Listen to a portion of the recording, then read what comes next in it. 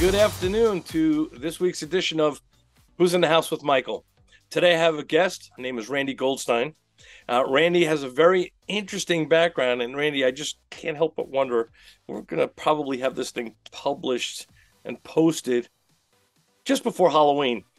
It's a little goofy. I'm on the phone with somebody who has your background, right? It's just timing Kind is of perfect. so anyway, welcome to the show. And we're speaking to you from Philadelphia area, correct? Yes, Right yes, on. and thank you for having me. I'm happy to be here. Randi, you're the vice president of your company? I am one of and also secretary. Yeah, there's I have partners. It's a family-owned business funeral home, Yeah. Goldstein's, Rosenberg's, Rayfield Sachs, Yeah. and I'm one of a lot of partners. It's an interesting background. I've kind of never really spoken to anybody in the business to understand. And I do see, I have observed in my lifetime, very often these are family businesses that proceed through generations. And that brand, I guess, is what keeps them going from serving the community. So just real quick, I mean, your family's been in business how long now? In combination with Rosenberg's, Rayfield Sachs, since I am a Goldstein, we're over 100 years. My individual side, we started in the 1940s, so almost 80, over 80 years. You're the rookies?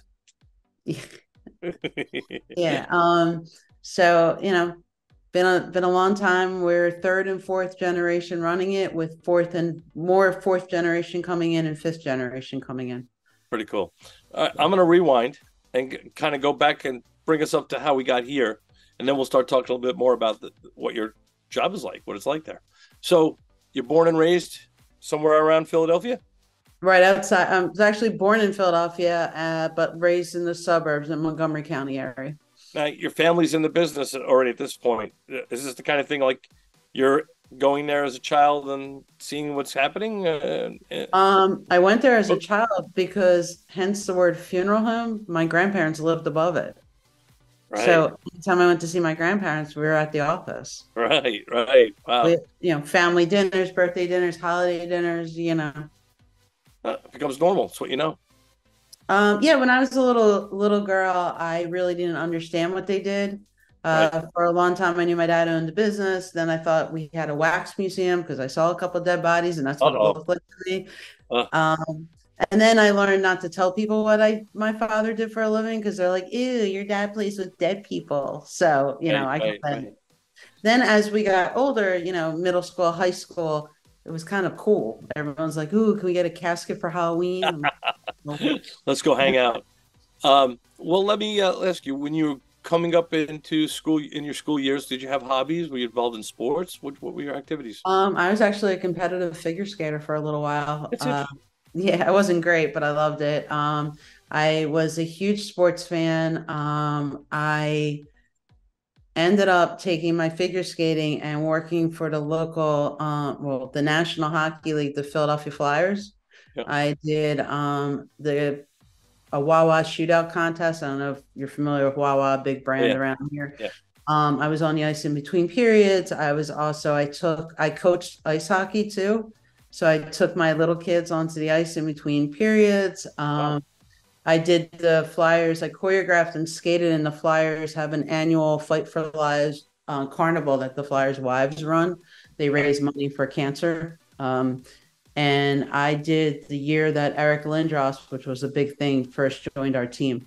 It's And amazing. I want to stop for a second because you never hear figure skating and hockey skating in the same conversation. It's one or the other, two different styles of skates, two different ways of approaching it, and you seem to be all hockey. I still did everything in my figure skates, but I do have hockey skates. I grew up being carried in the Flyers games. We had tickets pretty much from the time they started. Okay. So I Well, bleed orange, like that's my, so I grew up with that. I also got involved with an organization that used to be called Hockey Central in this area. And the guy who ran it, Andy Abrams, was instrumental in starting this thing where he had a Hollywood All-Star team that played NHL alumni teams. So their first game was against the Flyers. and I had the privilege to be the very first mascot for the Hollywood All Stars. I was big Oh, look at you. star, and I was on the ice with. It was pretty cool. I went to the dinner afterwards with all the Those stars. are great memories. So it Yeah, seems like you're entrenched in Philadelphia history, sports. If you're going to the Philadelphia Flyer games all the time, I'm sure you're involved in many other sports as a family. The big Eagles. fans. I'm a big football. Yeah, the whole. We're Philly through and through. I get it. I get it. So when you were in high school, what did you think you were going to be when you grew up? What was the plan? I had no plan. I thought maybe I'd marry a hockey player and never have to work. That didn't work. Or out? Um, I knew I wanted to go to college. I really didn't know what I wanted to do in college. I ended up going to local Temple University. I majored in English. I have a bachelor's in English. I could technically have gone on to teach like high school or something. I didn't want to do little kids. After I graduated Temple, well, while I was in college, I was working for the funeral home as like a secretary admin and just, to make money. And as I was there longer and longer, I kind of got a taste of what we do. And I liked it. And I decided to go on to mortuary school. And that's how I Okay. came into the business. So there's a school. Yeah. So in order to be licensed in the state of Pennsylvania, most states, not every state, but most states, you have to have a degree from mortuary school. It's like a certificate program. You need Yeah. at least in this area, you need at least an associate's degree to go on to mortuary school. And then after that, you either while you're in school or after school, depending on the state you live in, you apprentice for a year. You have to pass your national boards and your state boards. And then there's continuing education that we have to keep up on. Is this So related to the actual technical science of what's going on before we show up to grieve for a family? Is that why there's so much? it's everything. It's basically it's anatomy, it's learning how to embalm a body, it's business law, it's restorative art if you need to work on someone in that respect, like fix something.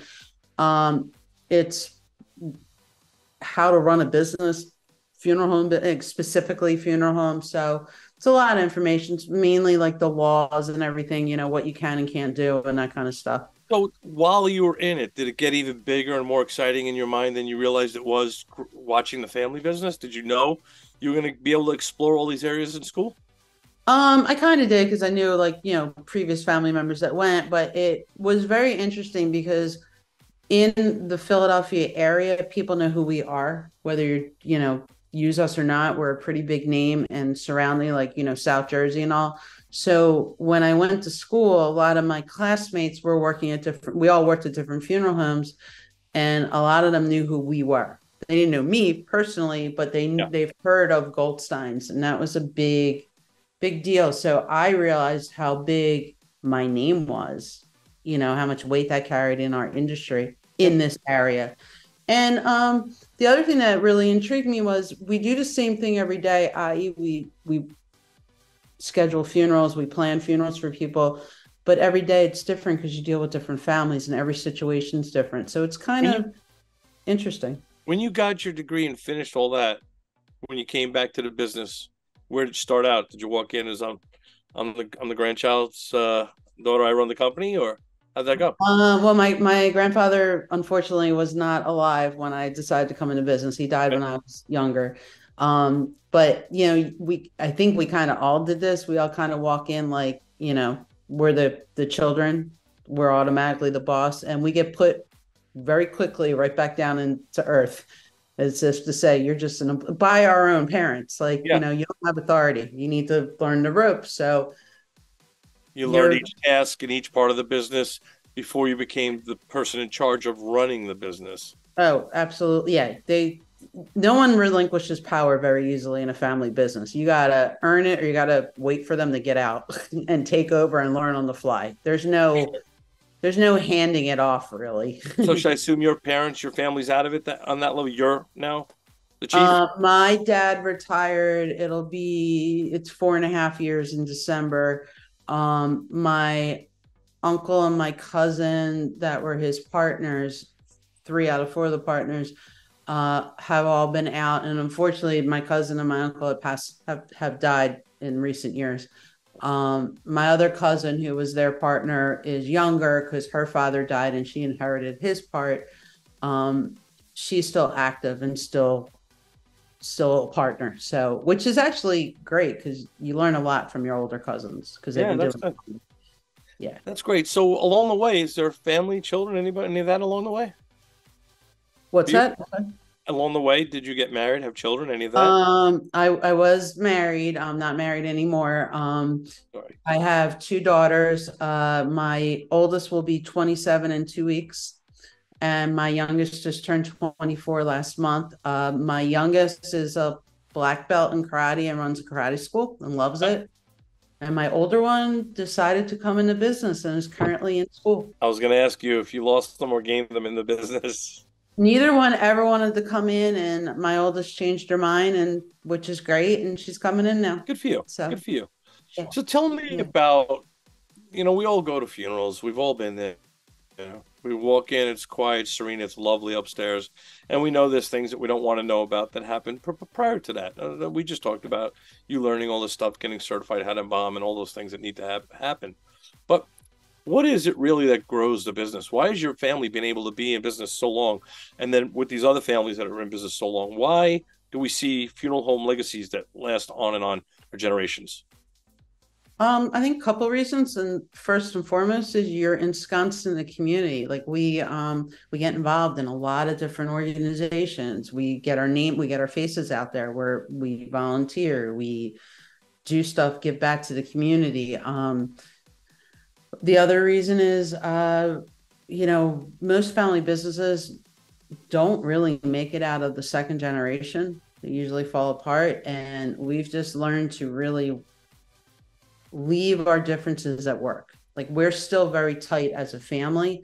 Yeah, And like my first cousins are like my big brothers. They're not just you know what I mean, like that. And I have cousins on the other side, my great uncle's side, that I probably never would have known if it wasn't for the business. We're too distantly related, and yet sure. like my siblings, they're great. So um it's just, but I think being involved in the community, being involved in the religious aspect, like we're primarily a Jewish funeral home. We serve anyone, but we all have memberships to different synagogues, different organizations.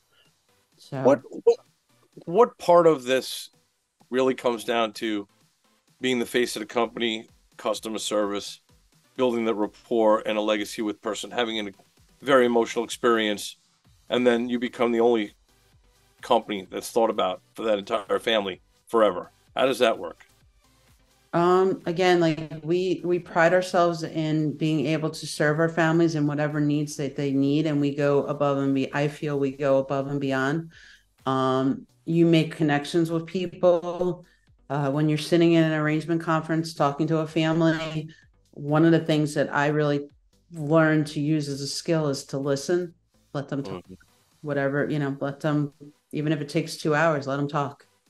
Don't make it about you. It's not about you. It's about them and their loss.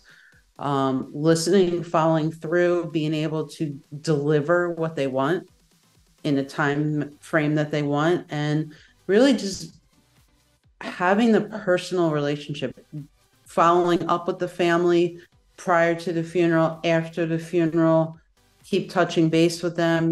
Don't, I feel like just, there's this really delicate balance of yeah, you got to keep knowing it. when to speak and knowing when to just lay back, and being almost like silent service, making sure the things that are going to happen that need to happen that your client may not even know. And because it's silent and it goes seamlessly, people trust you. Is that a fair assessment?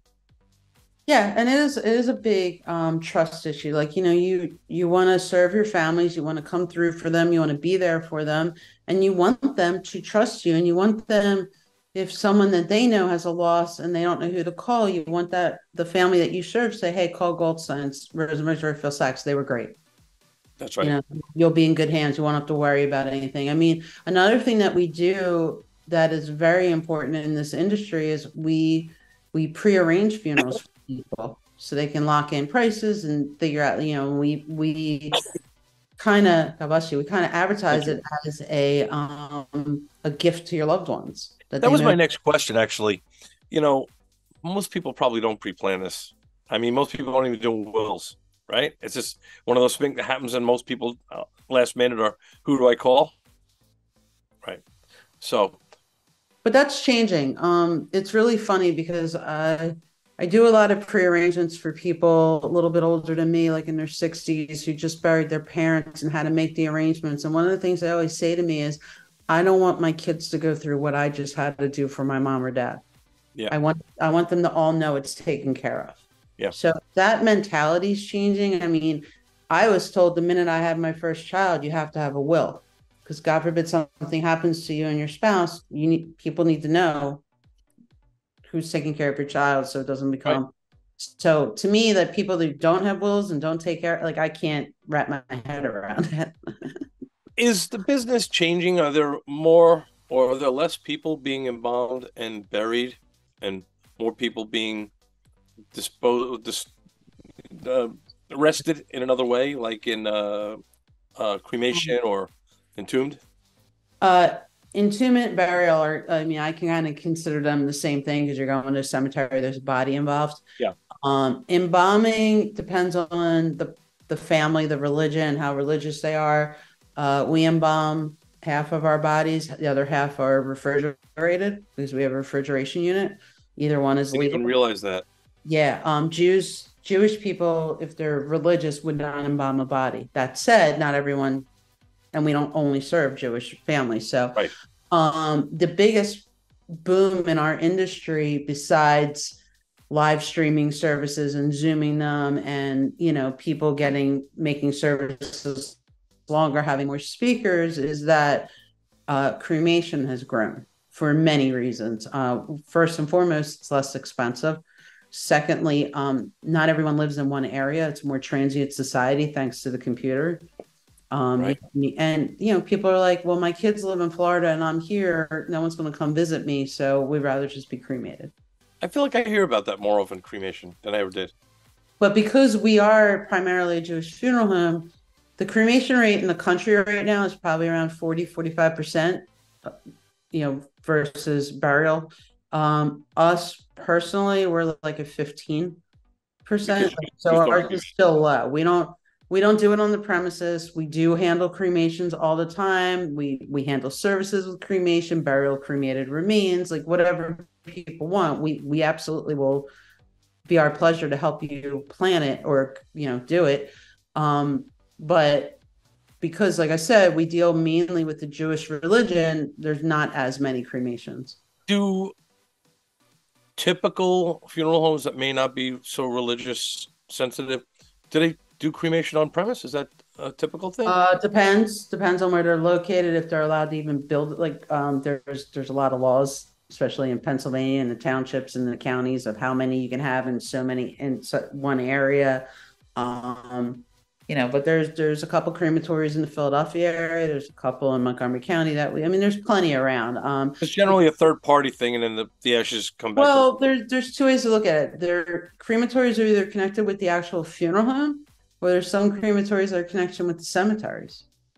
Right. So it really depends on how they were set up. Okay. Yeah, no easy way to answer that because we don't have either one. So So now that I have you on this little podcast, Who's in the House with Michael, we're on YouTube channel, we're on Spotify, and of course, Charlie will post your graphics at the end of this video so people can learn how to reach out to you and learn more about this process moving forward. And we're all over social media, so please like us, share us, and all that. But what's the future for you and your business? So you guys just all status quo, we show up, we feel good about it, we take care of people, or is there a plan to grow? And the reason I'm asking this is because you seem to be out looking to promote your business a little bit, and I don't feel like I run into a lot of funeral homes that are promoting actively. Perhaps I see them and I'm not conscious of it, you know? I'm not sure what other funeral homes do, but like we personally want to grow our business. We're always looking to take on more business, maybe even extend our reach out of the area where we are. One of the things that I've implemented, because I'm head of our marketing, we're starting to do stuff where we're hosting events that we're giving back. So this October 26th, for the first time ever, we're doing what's called a trunk or treat at our Southampton location. and we asked businesses and cemeteries to come volunteer. We're not paying anyone. We're not raising money for anything. We're literally just giving back to the community, hoping the community comes out. The kids will come out. We have trophies to give out for Okay. awards. And we're just trying to do a fun event. We're trying to put together a couple more events for the spring and summer like that, where maybe we would pick a charity to promote, like just one charity, and keep rotating it every year, like doing a different charity every year, and do some kind of fundraiser. And again, nothing for us personally. We're not looking to make a dime for the funeral homes. We're just looking to give back to the community because the community deserves it, and there's people in need. So That's sensational. Is your group planning on growing even within Philadelphia? How many facilities do you have now? How many properties? So we have two locations in Pennsylvania. Our location, the big location is on Broad Street in Philadelphia, and the other location is in Southampton, Bucks County. We have a third location. It's separate, but it still falls under our umbrella, which is called Roth Goldsteins, and that is in Atlantic City, New Jersey. And Right. yes, we are looking to add rooftops and eventually spread and grow. Yeah. Look at you. And So that's all private funding from within. You grow from your, yeah. yeah. Well, you're an Part IPO. of part of the deal is like, we don't really we want to keep it a family business. We're not Right. looking for Not anything else. looking to blow up and have 20 of them and raise cash and you'll give away control. No, a lot of these family funeral homes that you see, a lot of them are corporately owned. They just kept the family name. Huh, it's There's like interesting. corporations came in about 20 years ago on a stronghold and bought up a lot of funeral homes and cemeteries across the country. That's interesting. Yeah. Again, I've never spent any time talking to anybody from the inside on a funeral home or funeral director or any of this. It's very interesting information. We're going to wrap it up soon. We're coming up on our time, but I wanted to give you a moment to kind of talk to the audience. What's your advice to people about handling this? A lot of people feel like it's too morbid. I can't think about this. I don't want to put my energy on this. I think one of the things people have to realize is that, everyone eventually has to face this, hopefully a lot later than sooner, but you are going to have to deal with it.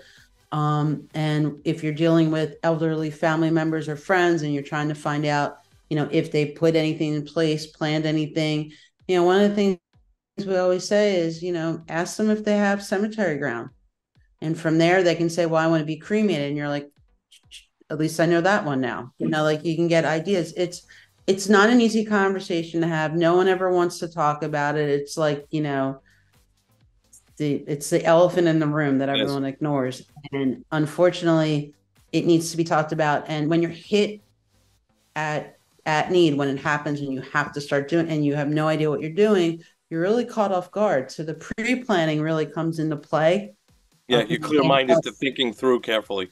Right. And it's a little less scary. Yeah.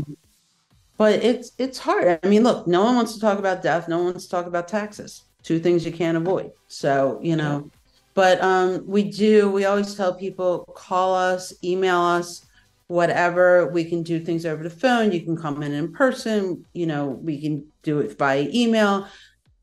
It's a conversation. We're not holding you to anything. You can come in and meet with us. You don't have to sign anything. Just, ask questions. Even if you're not going to use this, you have questions, contact me. I don't mind answering questions. Not gonna lie, my audience knows I'm in the age group where I'm starting to think about things. I waited a little while. I did my family planning very recently. Who's gonna the wills and the trusts and the whatever has to You call happen. me? Huh? You didn't call me? The next part, right? You just put this in my head. Now I feel pressure. I got to figure out the next part for my kids. So we're gonna hold off for a minute, but I do think this is something that should be considered in advance, at least at the very least, if not fully planned. Some of those wishes perhaps included in a will, so the family knows what you were thinking as a cremation versus burial and all the rest of that stuff. It's got to be talked about. It does. And it's again, it's not an easy subject, but unfortunately you gotta face it. It's gonna happen no matter what. So you gotta deal with it. Well, thank you so much, Randy. This was a delightful conversation on a morbid subject, but not really. At a weird time as we're getting into the fall here, and Halloween will be coming soon, but I really enjoyed talking to you today. I think there's a lot of great information to be had here. Charlie's going to post contact information for you. So my audience, if they have questions, even if they're not in the Philadelphia region, I'm sure you'd be happy to get on a call and just advise somebody that might have told you that they saw you, right? Absolutely, absolutely. I would love it. And any and all questions, not a problem. Terrific. So that's Randi Goldstein, Yep. Vice President Secretary. and Secretary of and Funeral Director, or not anymore? Yeah, funeral director, all the above. Yeah, wear all Okay, the and hats. the full name of the company is Goldstein's, Goldstein. Rosenberg's, Raphael Sachs Now Funeral you know Home. why I asked, right? Hmm? I didn't want to mess that up. It's a mouthful. Randi, thank Love you it. so much. Have a lovely afternoon, and we'll see you all soon. Again, find us on YouTube, TikTok, Facebook, Instagram, and we could be heard on Spotify. Thank you, everybody.